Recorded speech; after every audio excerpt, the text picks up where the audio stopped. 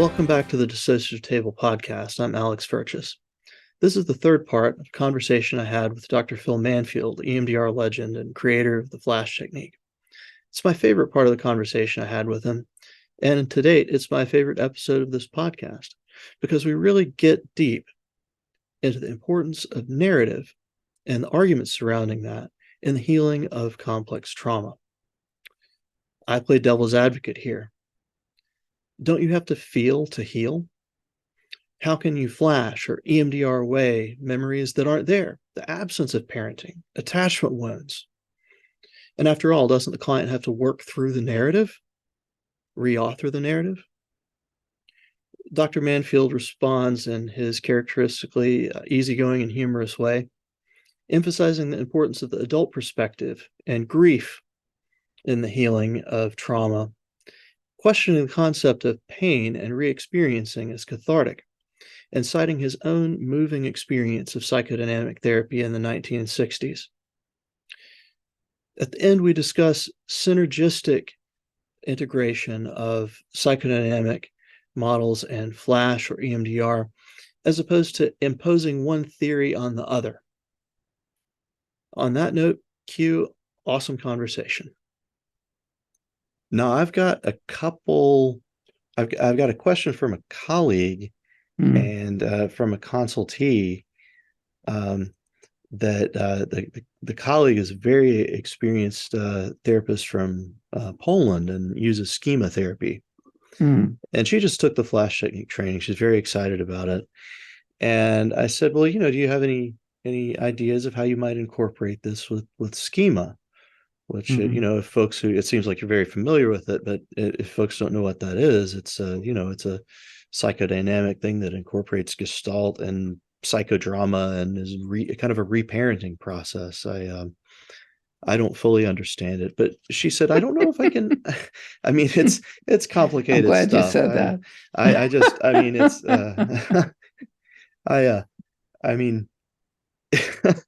But she said, I don't think I can use Flash with schema. I said, really? She said, well, you have to feel it to heal it. Attachment is something that we're kind of trying to reenact with schema, and it's an absence rather than a presence. And I gave her my own conceptualization of against that, which when I spoke about attention, you might guess what that was. But what would your answer be to her that, well, I don't want them to feel it less. I want them to be able to feel that pain of not belonging or not being accepted in order for them to engage in the psychodrama effectively for reparenting. And I had my response, but I want to hear yours. I have a lot of responses. The ones that don't include 4-letter words. Yeah. Well, I'll try to kind of condense my various responses. But first of all, I don't know if it was schema therapy, but the therapy, I had like 17 years of therapy from the time I was in graduate school to when I finished. And the first 3 years or so were really what made a difference for me. It's what made me decide to become a therapist. But so we're talking about the late 1960s, early 70s.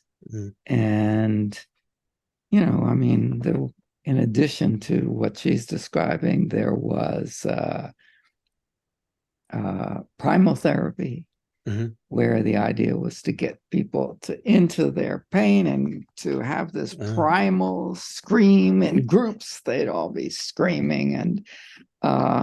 And look, psychotherapy was still in its infancy. I mean, a lot of people still follow Freud to the letter. Yeah. And in my case, connecting to those primal feelings. I wasn't in primal therapy, but it was a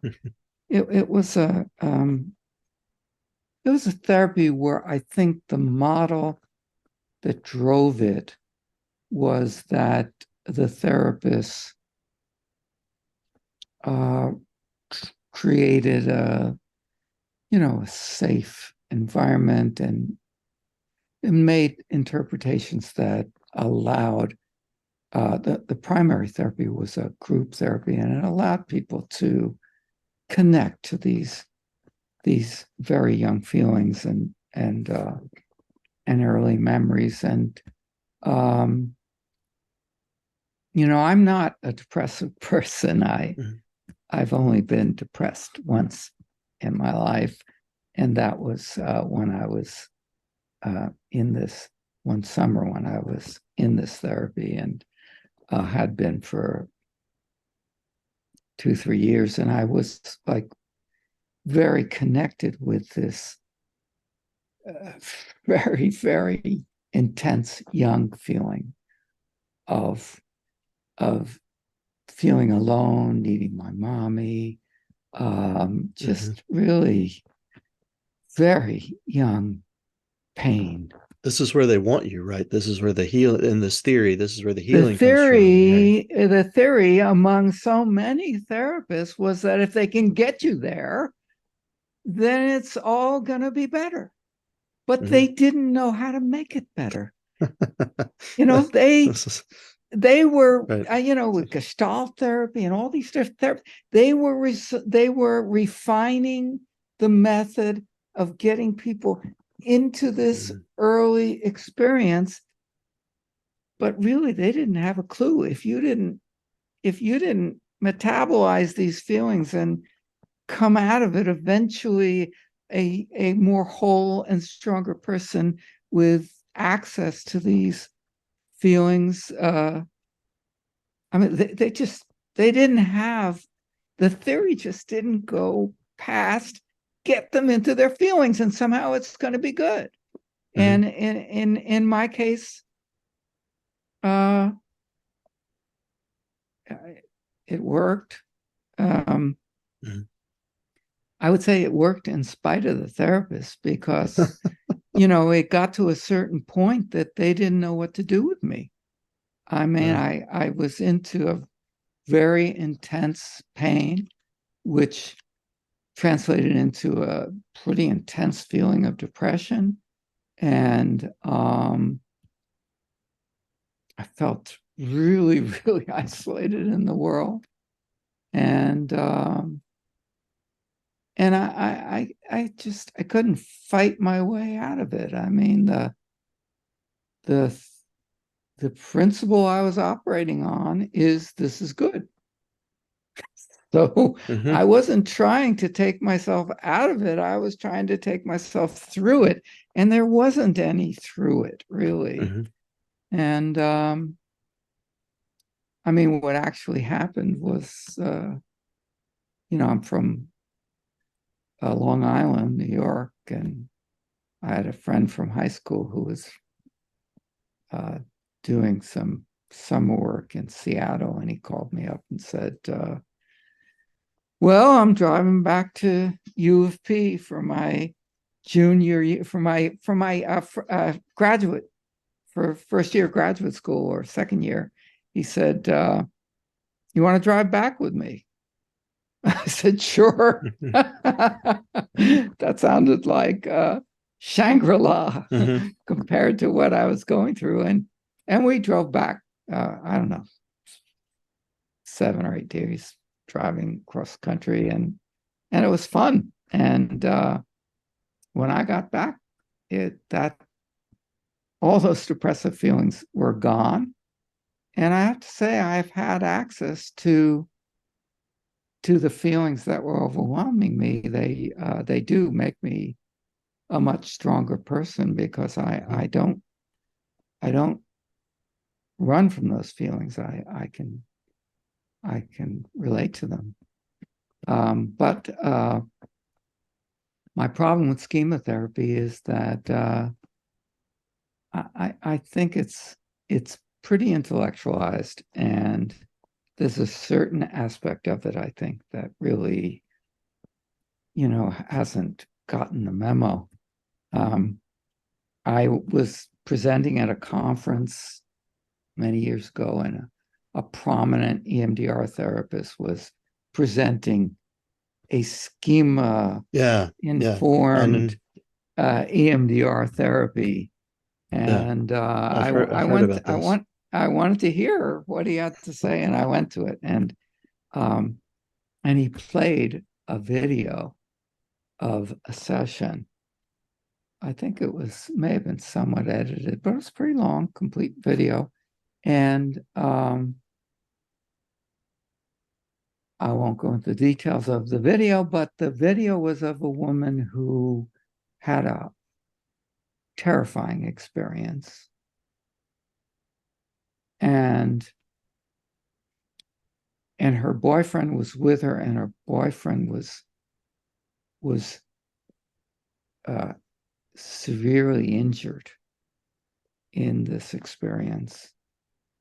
And the therapist had it in his head that the schema had to do with that, the scariness of this experience. And he kept bringing her back to the schema that he had decided was the base schema of this experience. And I think it probably was clear to everybody in the room that the base injury had to do with seeing her boyfriend probably dying, and the loss, and it was, and he kept bringing her back to this other schema. And that really informed to me what the problem was with the schema therapy, which is that the therapist is basically deciding how it all fits together and then is laying that on the client. And in this case, the session was not really a complete success, because at the end, when he said, well, how disturbing is it? Well, I'm still feeling this sadness about my boyfriend. I mean, she laid it out to him, but he just wasn't willing to hear that. So, like you face, it's almost like, way to go, you faced your fear, like exactly. you're I mean, real there was man, it's like there was an intellectual overlay on the experience, and the therapist was sticking to it. That's my story, and I'm sticking to it. And it just said to me, well, that's the difference between what he's doing and EMDR, because in EMDR, we ask the client to define the worst moment, the worst image, and then we process that, the worst part of the memory. And then when it processes, the client thinks of other disturbing aspects of the memory, but it's organic and it comes from the client. And I felt like in this schema therapy, it didn't just come from the client. It was the therapist getting to be clever and telling the client what the schema was here. So you would see sort of a fundamental disconnect between even Flash and that I can see. I would just say, I mean, before we go further, you've got IFS, which is very effective at taking people to their, what do they call it? The injured, there's terms and everything. Well, the self that is exiled self, the exiled self. And then they have a technique for helping people to process the pain of the exiled self. But as far as I can tell, I mean, it's all nice. It seems to work. Mm-hmm. But that process for taking people through the pain of the exiled self is nothing compared to Flash. I mean, if they did Flash, it's like, boom, all done. Mm-hmm. And same thing with this. I mean, I wouldn't say it can't be done with schema-focused therapy, but any therapy that succeeds in connecting the client to their deep pain, like what happened to me in, a million years ago, if you then apply Flash, it'll get resolved. I mean, I feel it's so sad that these therapists from the 60s didn't have Flash, because they're so good at getting to what you could Flash. That's exactly right. Well, maybe we've lost that talent. More to come on the second half of this episode. If you're enjoying this conversation and you're a clinician treating complex trauma or a student learning how, email dissociativetable@gmail.com to join the discussion on the Clinicians Only discussion board. You're an MFT too, right? I mean, I was taught the first marriage therapy was they get the two people with the foam bats and they just beat the crap out of each other with the foam bats. Yeah, George Fox. You're kind of getting to it, but I think you should have like Dr. Gottman step in at that point. I used Gottman therapy when I was still doing some marriage therapy, so speaking of IFS, right? This is what I started out with in my graduate practicum, my first ever client. Don't ask me how I ended up in this practicum. That's a hilarious story where the records have literally been destroyed by my professor, and only half joking. But I started out with IFS with this client that I now recognize had DID. And I don't want people to think that I'm one of those folks who thinks every other client has DID. I believe this is a very serious condition, very rare, that takes a whole heck of a lot of neglect. Right, but if you don't mind me just inserting that EMDR is like a Geiger counter for dissociation. People start doing EMDR, they find DID under lots of rocks that they wouldn't have looked before. Right. Yeah, you can't ignore it. Like I tell these like they seem like kids doing the institute trainings. I say, look, once you start doing you refer to as flashback, right? I use affect scan somatic bridge, but you can't avoid this stuff anymore. Like you won't be able to avoid this. But anyway, back to I was in this graduate practice, and this woman I now recognize in DID. And this is my first client ever, and I'm using IFS and whatever, and because I had heard about it, my hero therapist was an MFT. The reason I became an MFT is I'm in a graduate school where people are into this in Nashville, Tennessee, and it's big, and they using these kind of preconceived names of parts and things like that. It just so happened that, just for the heck of it, for fun, I was reading, I still have it. You still have it within reach. Yeah, I was reading this at the same time. There's one of these books, I have a whole shelf full. And I thought, these techniques are very, very useful.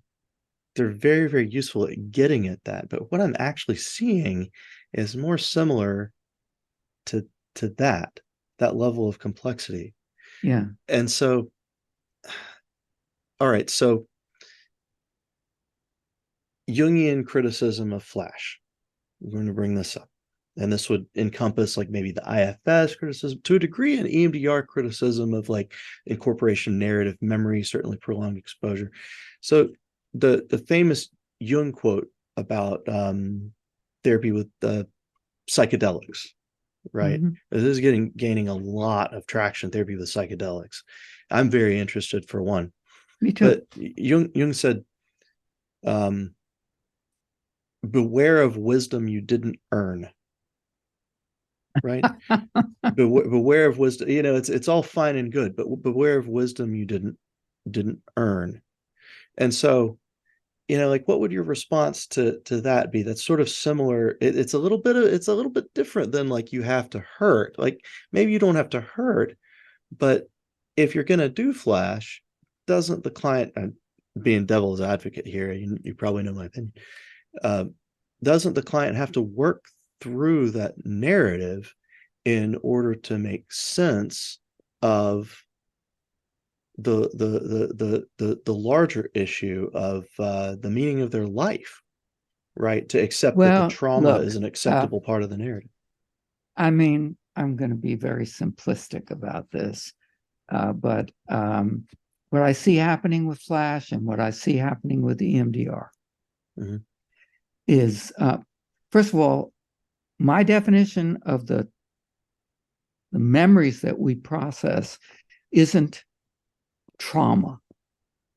We process memories that involve reliving, re-experiencing. So like with PTSD, it's flashback, but people tell us about being in second grade and they forgot their lines and the class laughed at them.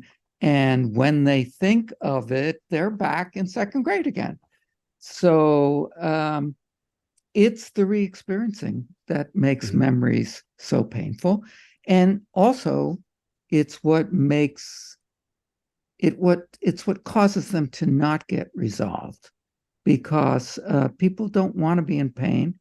And when a memory includes the reliving, then they try to stay away from it, basically. And if they stay away from it, it doesn't get what Shapiro would say reprocessed.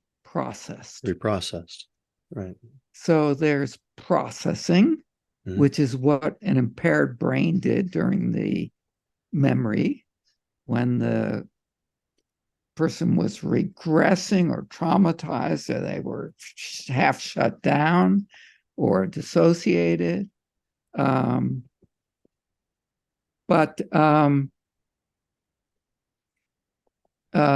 So these memories don't get reprocessed. They don't take on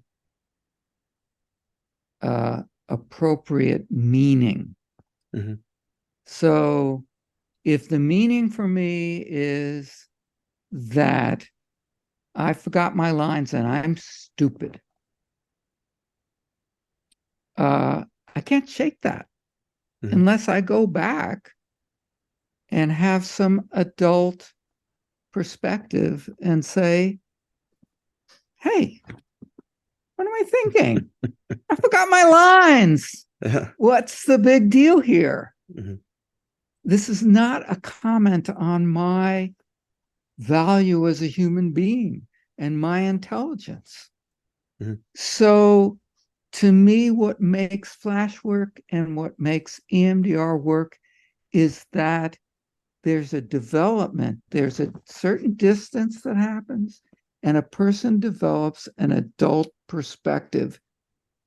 And when they're thinking of a memory from that adult perspective, they're no longer reliving it.